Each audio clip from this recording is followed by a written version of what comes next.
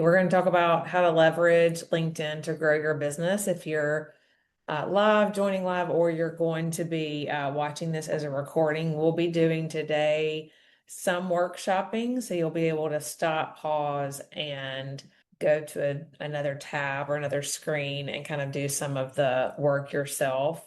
We're going to probably have an opportunity for you to either pause or stop long enough to write down some things, because we've got some of the really most foundational things with LinkedIn have to do with how I call it kind of your door to LinkedIn, which is your profile, how you present yourself there. So that's going to be a really important part.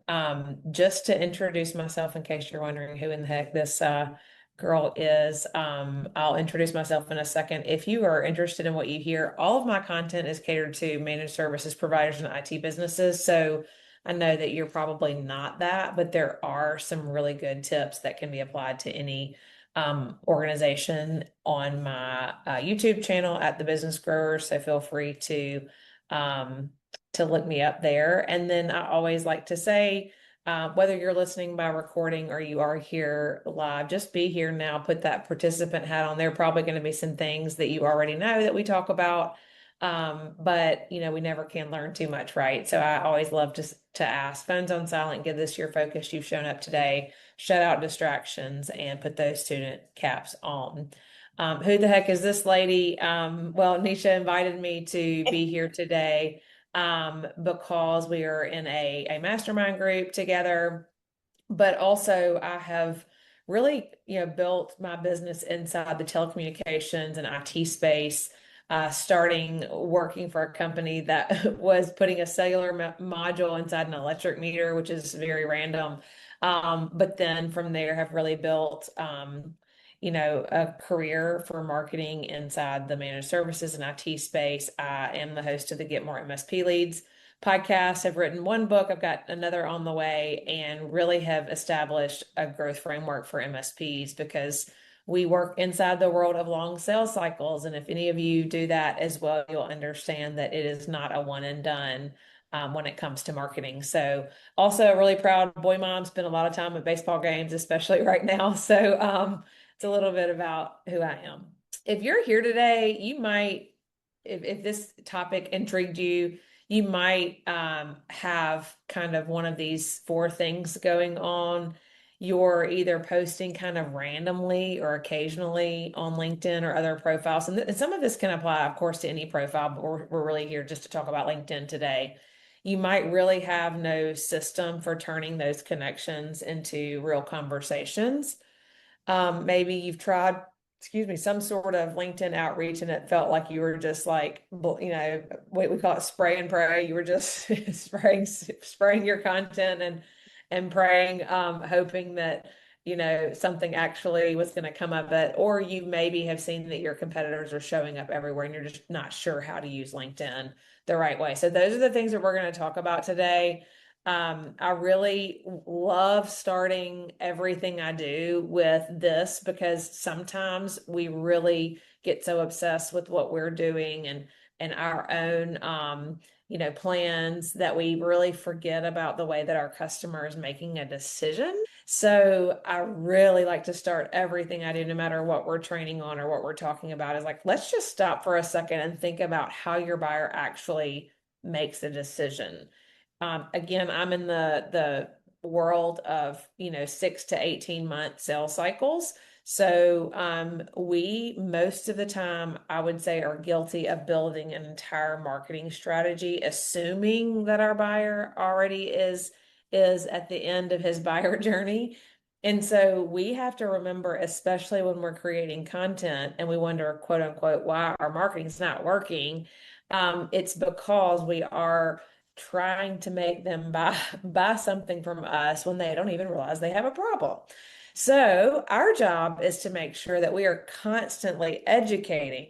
We are constantly doing things. Now, I mean, I think it's even in more than 17, but when you're selling a product that, and most do, that involves a high amount of trust. Now, if I go buy a pack of bubble gum or a pair of, sandals for the summer, beach sandals, I'm probably not going to need 17 to 20 touches to figure out what to buy. But if I'm investing in myself, if I'm investing in a coach, if I'm investing in an IT product, all of it is a big investment. And money does not grow on trees, especially with gas prices the way they are right now. So we want to make sure that we are building trust with our content. And that's why when we get to this guy over here, we've already done, you see here, a lot of work to get there. So LinkedIn is no different. And so, I know that we have a lot of channels out there. We got a lot of different opportunities to get in front of our customer. While LinkedIn is the juice really worth the squeeze, as I like to say? And I 100% say yes. LinkedIn is actually my number one acquisition strategy, organic LinkedIn, and I'll show you some of the things that I'm doing to get those deals. So right now, today, 65 million decision makers are active on LinkedIn. What I love about LinkedIn is they are not there to scroll and, see what's going on with their neighbor or their friends. They're there to do business. So if you're on LinkedIn, everyone's putting their best business foot forward. LinkedIn is driving about 80% of all leads that are coming from social media for B2B. LinkedIn is driving 80% of those. So that's a big chunk of all the B2B social media leads coming from LinkedIn. Also, content on LinkedIn is getting about 15 times more impressions than a job post, which means when you're actually creating content looking for team members, which is, a whole element of LinkedIn that might be interesting to you. But most importantly, these people are looking for solutions to their problems, sometimes through employees. Like in my case, I'm a marketing agency for managed services providers. Guess where I'm going to go look? I'm going to go see who's got a job posting for a marketing person. It's a great opportunity for me to come in and say, hey, instead of hiring that marketing person, why don't you hire a whole team? So a lot of good opportunities on LinkedIn. That's why we're going to talk about it today. There are probably about 10 pillars of LinkedIn, but we're just going to cover off on 4 because I don't want to overwhelm you. But we've got to start with the basics. We've got to start with the foundation, which is your profile. Then we're going to talk about content. Then we're going to talk about actual outreach, and then we're going to talk about amplification. A lot of us really want to jump to, kind of like the guy in the picture, we kind of want to jump to, hey, let's just do paid ads and see how it goes. And then they never really work because you haven't gotten the first couple of parts figured out. So we're going to go through each of these one at a time and talk about exactly what you can do today to really amp up and maximize your ability to reach people on LinkedIn. And the very first pillar is your profile. And I didn't say this, but if you guys have any questions throughout, feel free to drop in the chat. Does anybody have any questions thus far? You No can questions yet. no questions yet. Okay. We're gonna go with your profile first, and let's talk about what is not an optimized profile. If you don't have, so I consider this the front door to your business when it comes to LinkedIn. You want to make sure that the front porch is swept. You want to make sure there's a wreath on the door. I'm in the South, so we have, we're big on wreaths and we're big on, plants and things at the door. You want to make sure that you're putting your best foot forward, that you are posting frequently, that your headshot is not blurry or grainy, that you have some sort of background here that really in one line explains what you do. This is a big part of making sure that people feel welcome in your space. So this is actually from a while ago, but you want to make sure that you have, again, a really nice background, a headshot, a good headline that talks to your pain point that you saw. We'll talk about that in just a little bit. That you do have an about section. That's important. Really talking about the outcomes that you produce. I love the featured section. I pull content from my own YouTube for the featured section. If you don't have that, but you've been featured in an article or a magazine, or you have a link on your website that you want to feature that's important. This is really the most important. Like on your website, that very top above the fold area is important. On your LinkedIn, these things are the most important: headline, about, and the featured section. Making sure that that's up to speed. So you can kind of see the difference between Bob and me. Like we're definitely very clear on who I serve and what I'm looking for. And in that section right here where we want to make sure if this is the because you actually can see this part on your phone when you're scrolling on someone's phone, you can see this description right here. So we want to make sure that you know your unique value proposition. Hopefully most of you know what you do differently. But if you don't, we're going to go through a little exercise right now. So if you have a pen and paper or you have your laptop or a notes section on your screen, just for a second, let's walk through this for the sake of those who may not have it or may have not shaped it up in a little while. We want to look at what really makes you unique because we're going to have something that makes us stand out above other people right there at the top. So, who do you primarily serve? I serve who? Is it tired CEOs, busy moms? Who is the number one person that you serve, your target audience? What is the main benefit or result you provide? Is it increased productivity, less stress? What is the outcome that they get from working with you? Take just a second and write these things down. I serve so and so. This is the main benefit. And what about you? And remember, this is your personal profile, not your business profile. So you should customize this. I help so and so do this way. What about you makes you more qualified to do this? What unique approach with my three-step system, with my, so and so framework or whatever it is that's unique.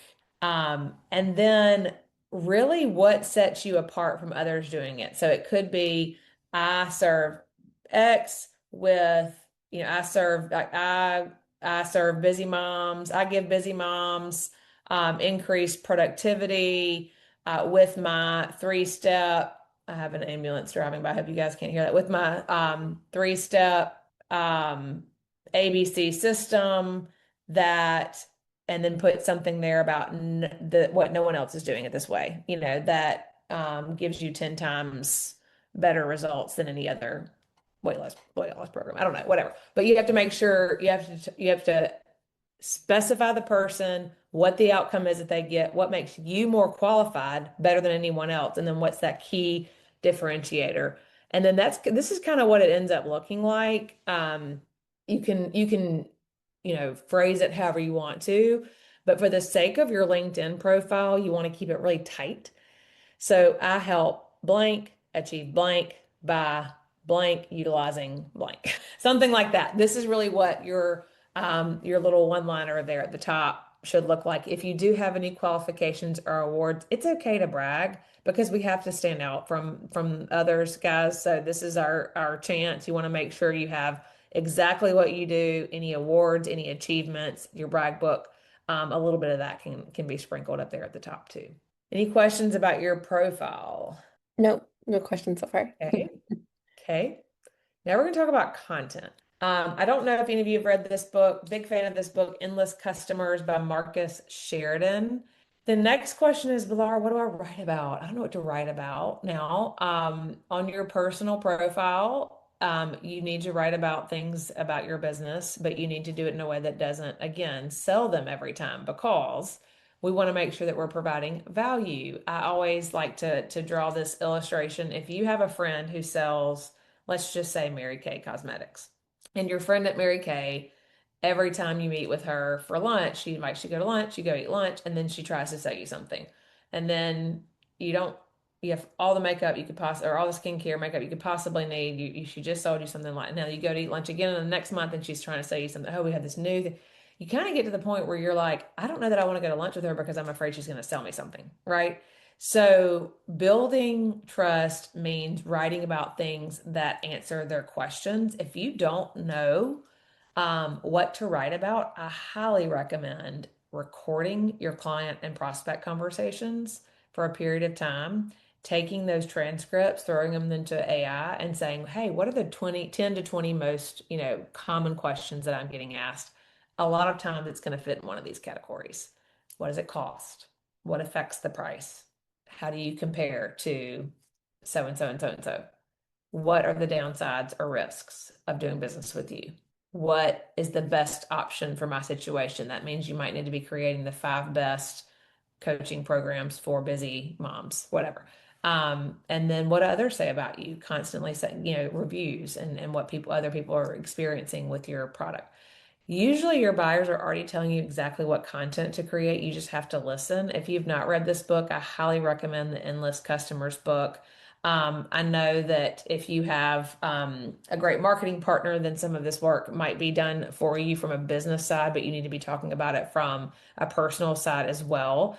And then we use a tool internally at our agency called SEMrush that's pulling a lot of the search volume. So if my clients in this IT world, they want to rank for this handful of keywords. I'm going to go pull, okay, what's the actual search volume for that? You need to know, like, I don't want to try to rank for something that people aren't searching for. And this is for website, just so you know. But a lot of your blog content aligns with this type of content too. So if you're trying to figure out, hey, what do I write about? Cost, comparison, problems, best of lists, and reviews. But you also want to sprinkle in real life. We are human, right? We are human. And in your case, especially, um, the best thing you could do was present a quick little video on like, hey, here's just kind of a breakdown of what in general this type of program would cost and what might affect the price. Just pop on your phone, throw the video onto LinkedIn. That's going to get much better result than just straight text. So this is a really good way to kind of guide you through that. And this is a best known hack. This is where I'm actually going to stop my share for just a second and show you this. If you are not using LinkedIn newsletters, I highly recommend using LinkedIn newsletters. This is one of my favorite things. So the greatest thing about LinkedIn newsletters, I'm going to show you exactly how to do it right in just a second. LinkedIn newsletters actually are something you can create. They're owned by LinkedIn. You have to write something. If you want to do a photo, I highly recommend doing a photo with it. These are some examples of mine. It used to be called MSP and IT Hacks. Now it's called Get More MSP Leads. But when you start a newsletter, anyone that you connect with on LinkedIn after you make the connection will immediately get a new follower notification to subscribe to your newsletter. So as soon as you connect with someone, LinkedIn's going to do that work for you. It comes straight from LinkedIn. Hey, make sure you subscribe to Get More MSP Leads with Laura Johns. Awesome. So I don't even have to do that work. The other thing is, as soon as I publish a newsletter in LinkedIn, whatever email address that person has associated with their LinkedIn profile will get a notification with my name in their inbox. That's LinkedIn doing the work for you. But the most beautiful thing is, most of the time when you're a business, an employee at a business or something, and you create your LinkedIn profile, most of the time your LinkedIn profile email address that's associated with it is your personal email, which means you're the only person getting into their personal email inbox. So it's really cool. And I'll show you in just a second what that looks like. So I don't know if you can see my whole screen real quick. We're gonna go straight into LinkedIn. If you have any questions while we're doing this, y'all let me know. Yeah. Let me know if you can see. Yeah, we see it. I do have a quick one. If you can Yeah. to, because I'm always telling people that I think LinkedIn algorithm changed quite some time ago where they were Yeah. kind of pushing more of the video content, and people really question me when I say that, like, yeah, Mhm. create video on LinkedIn, like it's going crazy, right? Yeah. Yep. Yep. And it doesn't have to be fancy. I mean, I clip up little clips from webinars and podcasts, but you'll also see I'll just grab, this is just my last couple of posts, some shares. I'll just a lot of times just grab my phone and post straight to the profile. And again, it does take, time and just remembering what to post about. But if you have a 30-minute slot every week designed for this. Just again, take a couple of clips. It does not have to be. The good thing about our world today is it doesn't have to be perfectly curated. And that's kind of the beautiful part with the rise of AI, AI and all of the things that are moving toward AI. Being authentically human is actually an advantage. Yeah. So don't forget to do that. Yeah. I'm going to show you really quickly so if you were to create your own newsletter, you would just go into your LinkedIn profile and click on newsletters right here and create a newsletter. and you can add your title. I would make it something that's generic and appealing, not something specific to your business. You see, mine is get more MSP leads because I'm looking for people who want to get more MSP leads. We don't want to make, it could be like, anything that would help the general, the good of the general population. Nothing that's going to be like so niche that they're not really sure exactly what they're getting out of it. You want to make that clear in the title and the description. And so what's cool about this, you can see mine right here. These are the people who have added me to theirs. Again, it automatically adds you to the newsletter as soon as you connect with them on LinkedIn. And then whenever I want to write an article, write a newsletter, I just would upload my file here, my header image, and then my title and description. You can mention, you can drop video links, anything like that. And once you publish it, it requires you to post it to your profile. But then once you do that, let's see if I can go back to my actual newsletters. You see, I have 800 subscribers just from LinkedIn doing all this work. So if I want to go look at some good lead opportunities, I'm going to go dig through here and see who subscribed to my newsletter and do some personal outreach, right? But you can kind of see here, I've got some engagement, some comments, and I'm watching to see, what's getting better performance and what's not, that type of thing. So every time that I produce content, I like to do a Thursday post about it on LinkedIn. So that's free. It's something that you can do every week that goes to your subscribers. And as your subscribers grow, it really will make a difference. I have a guide. This will be specific to my industry, and I apologize I didn't customize it. But if you're trying to figure out like a good way to produce and syndicate this type of content, if you go to this link right here, go.thebusinessgrowers.com/1 hour, I actually show you how to use those 5 questions that I just posted and turn 60 minutes of your time into 30 days of content. So it's a good little tool. But again, it's very specific to my industry. I didn't do a whole lot of customization, but it might be helpful. So, and we can drop that link in the chat too. I'll go ahead and drop it. There we go. Okay. Okay, now we're going to talk about outreach. We talked about your profile, we've talked about content. Now we're going to talk about outreach. This is the old DMs. All right. We're going to talk about the old the old DMs. Sales prospecting. Here's some don'ts, okay? InMail. InMail is a sponsored paid platform that I don't recommend because it automatically goes into its own kind of like InMail section that's not easy to find. So anytime you see InMail, that means that it's clearly marked as paid and a paid service. Through a number of different platforms that I personally don't think is best practice because you see that it's sponsored. Just like, a lot of us, we know in this world we have to run Google ads, but there is the nature of people kind of skipping over the sponsor to the paid section. So I always say use a tool, and I'm actually going to show you some tools, but use a tool that oh, I think somebody just joined. Use a tool that will in very small increments. Now, the reason people like the InMail is because you can do more volume. You can send more messages to more people. But I don't recommend it because if you can do small bites, maybe it's 20 a day, I think is the limit on LinkedIn with another tool that doesn't get you an InMail, and then you have a more authentic, inbox type presence. So I'm putting some samples here because I want to just make sure that we are all conscious of the way that we're communicating. And I think that sometimes we overcomplicate it a little bit and we try to get too businessy or too self-serving. And so kind of going back to our friend that sells the makeup or the skincare, we want to make sure that we are authentic, high value, giving something that we're not just asking for something. And if you look at these, even though they're positioned a different way, you look at these messages like this person is assuming that I'm concerned about security, and I'm not concerned about. I have somebody else in my business that's concerned about that. This person is assuming that I care about making my business more energy efficient. I should, I'm sure, but my business is not in a building. We're remote, so energy efficiency is not necessarily something that's top of mind. This person actually didn't even care about me at all. And they just told me they launched something and they want to tell me about it. Leading with how great you are and not any concern for my needs. So at least these two people actually cared about my needs or thought they cared about my needs. But really, it's very clear in this type of outreach that all anyone cares about is making a buck. And so we have to just be smarter.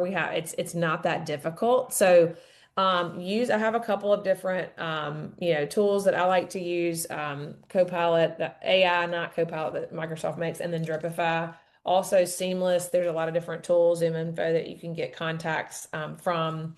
Seamless is one that we like to use. But just connect.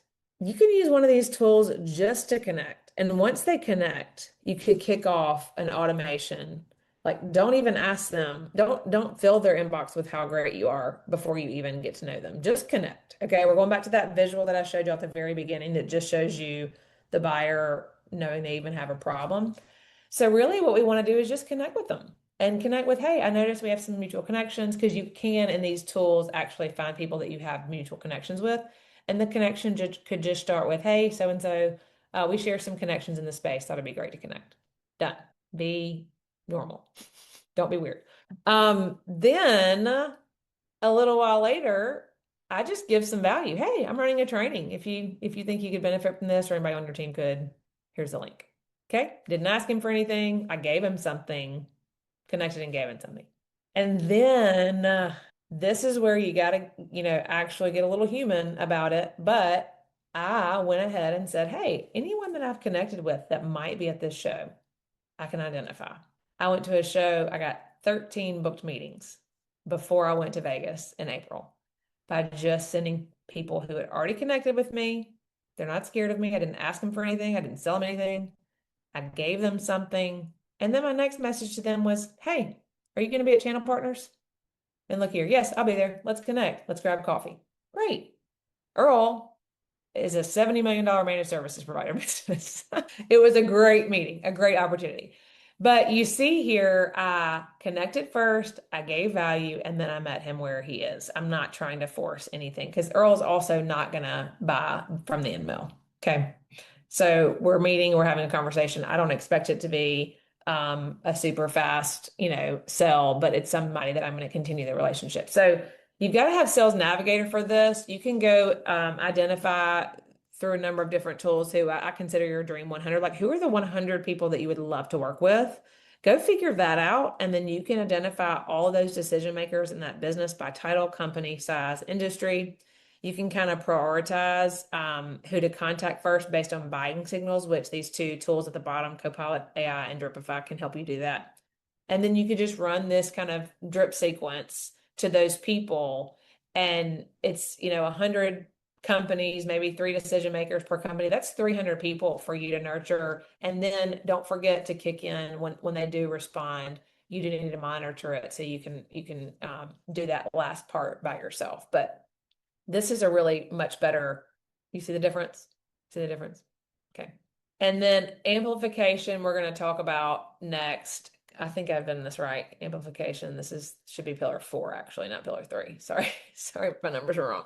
But so we did our profile, we did content, now prospecting and outreach, and then we get here. A lot of us want to start here. The only thing I'm really going to talk about when it comes to paid ads, because I think this is a whole session in itself, to be quite honest, is don't start here if you have a terrible profile.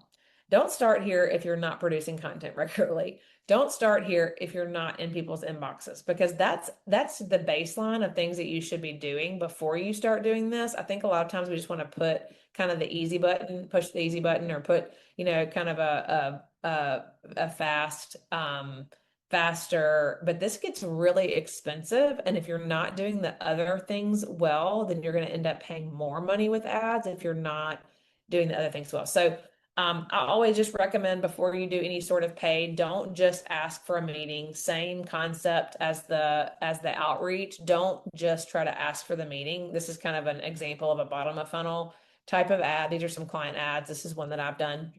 But with top of funnel, you just want to take simply the best performing organic posts, and you can do some content boosting and top of funnel ads around that. But understand if you're doing top of funnel, that means I'm just letting them get to know me, going back to that buyer cycle. They don't even know they have a problem yet. Let me just let them get to know me. Then middle of funnel means I'm actually giving them free things. I'm letting them download. This is kind of an example of that, like what they might actually be interested in, best cybersecurity, whatever those things are, targeting those engagers. So whoever actually clicked or engaged here, then we want to serve them with something deeper that they might be interested in. And then once we know they've engaged here, then we're asking for the meeting. So you're not asking 6,000 people for the meeting, you're asking the people for the meeting that you know have touched these two ads. So that's my main suggestion on paid. I have a QR code here. You're welcome to connect with me on LinkedIn. Would love to connect with you at any time. That's all I have for today, but I love talking about LinkedIn. So if there are any questions, I'm happy to answer them or just talk LinkedIn for the rest of the time that we have. Thank you so much, first of all. Sure, Can yeah. you speak to what your everyday workflow looks like with LinkedIn? So you have those different pieces. I mean, putting paid ads aside, um, Mm-hmm.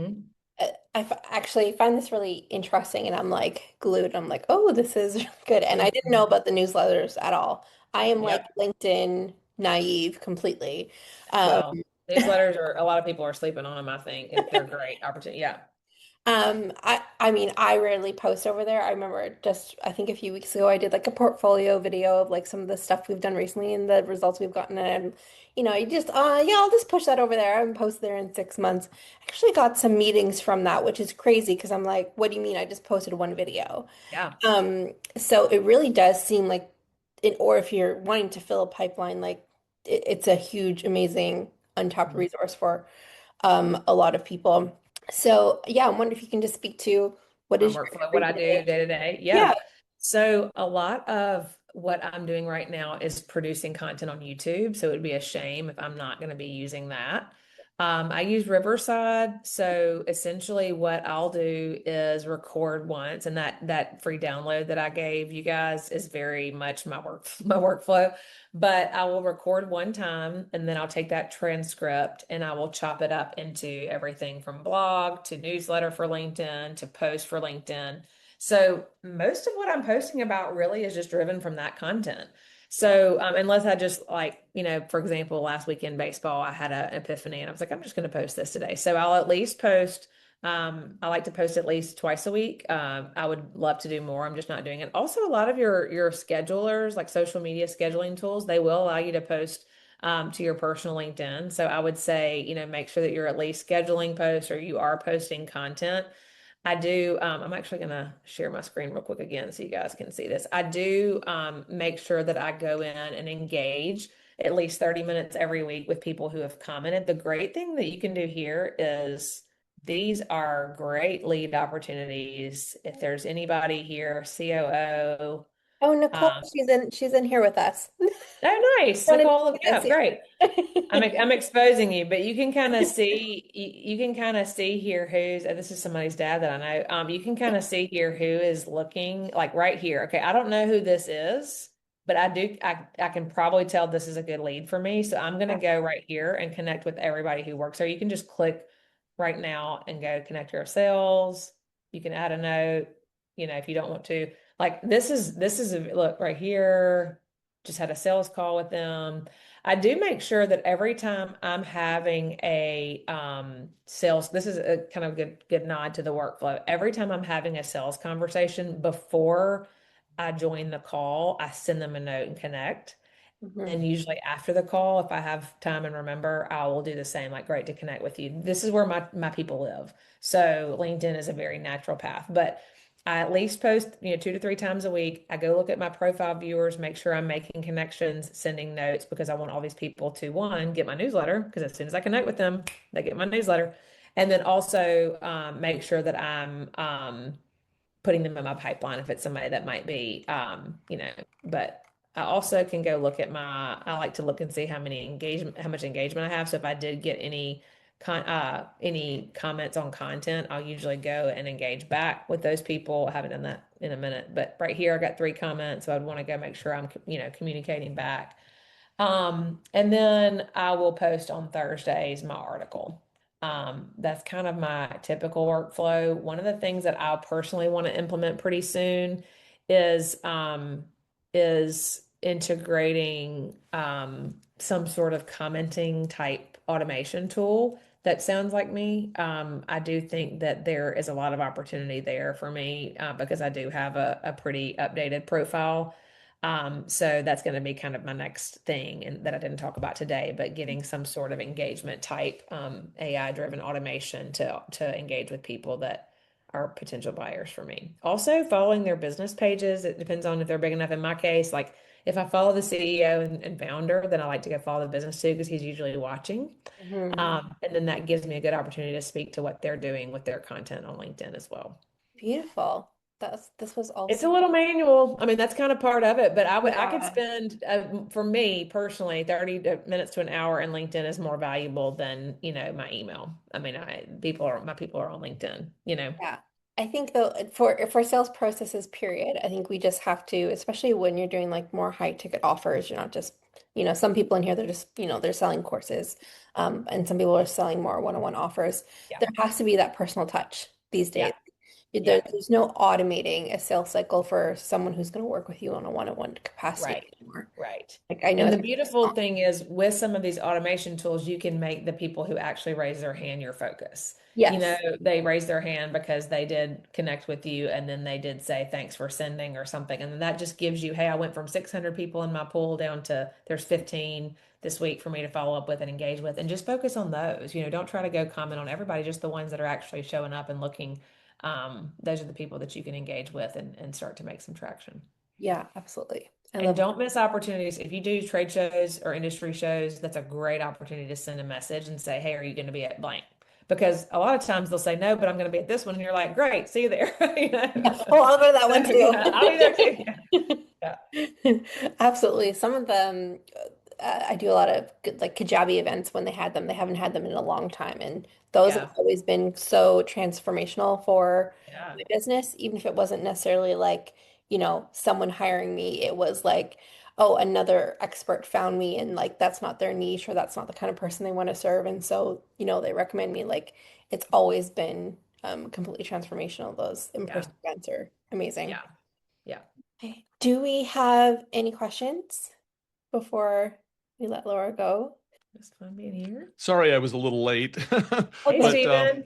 No worries. yes, I don't. I actually used LinkedIn as a recruiter for many, many years. I Yeah. was one of the very, well, I shouldn't say very first, but I joined LinkedIn, I think when they were about 2 years old or so. Oh, wow. So Wow. been around a while The on it. I OG. don't know that it Yep. pertains a lot to what I'm currently doing.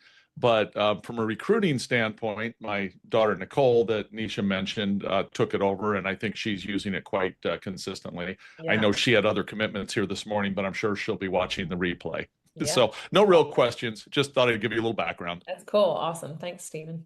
Thank you so much for joining us. Thank you for imparting your wisdom on us today. Yeah, of Like, course. okay, I'm ready. Let's go. Yeah, there's so much you can do. I always recommend just do one thing at a time. Start with that profile. That's the best place to start for sure. Laura is extremely helpful and very generous with her time. And so you can connect with her on LinkedIn and anywhere else that you Great. hang out. Yeah, thebusinessgrowers.com is my website. Not sure if you'll find much value there for your space, but that's where you can find me. I think it's always all relative if you know how to apply it. That's right. Yeah. That's right. Well, thank you so All much right. for joining us. Thank you. Good to see you.